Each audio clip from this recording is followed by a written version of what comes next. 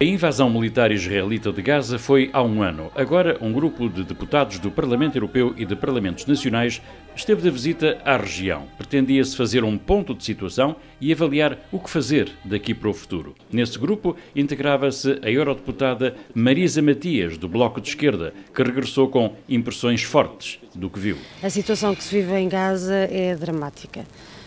O bloqueio tem vindo a apertar cada vez mais, mesmo programas que têm ajuda humanitária dentro da faixa de Gaza, como o Programa das Nações Unidas, têm muitas dificuldades em receber as ajudas que recebem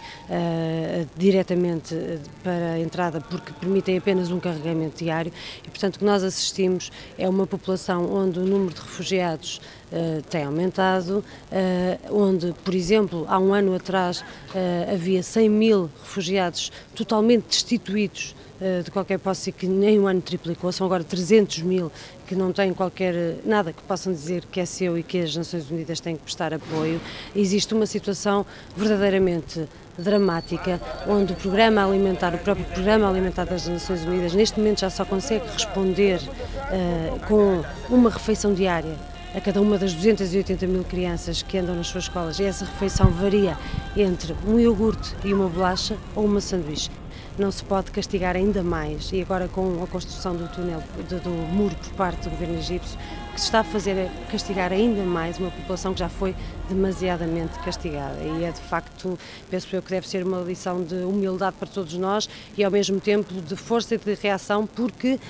não podemos viver, é uma vergonha, eu acho que é mesmo a maior vergonha da comunidade internacional, é permitir que esta situação se arraste por tanto tempo e não garantir um mínimo digno de subsistência. A primeira conclusão das impressões da viagem é de que é a população a mais atingida por todo este conflito político. O que me parece é que se faz um pouco uma política de ping-pong, e quem sofre sistematicamente é o povo palestiniano com esta política de ping-pong, nomeadamente agora com a construção do muro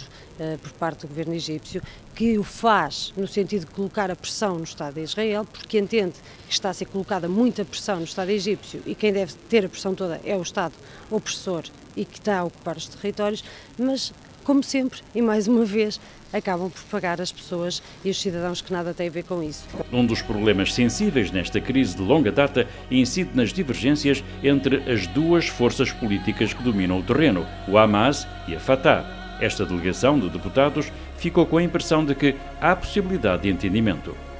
Obviamente, sem a reconciliação do povo palestiniano é impossível avançar, porque é preciso caminhar no processo de paz e para avançar com o processo de paz é preciso que haja a reconciliação do povo palestiniano. Há vontade, houve uma manifestação, uma demonstração de vontade para haver um entendimento entre o Hamas e a Fatah, com a aceitação de um mediador que será o Egito. Os parceiros externos têm procurado mediar. A União Europeia é a que mais contribui para a ajuda às populações. Porém, a imagem da Europa e dos Estados Unidos, junto da população, não é favorável. O que há algum cansaço é, de facto, a interferência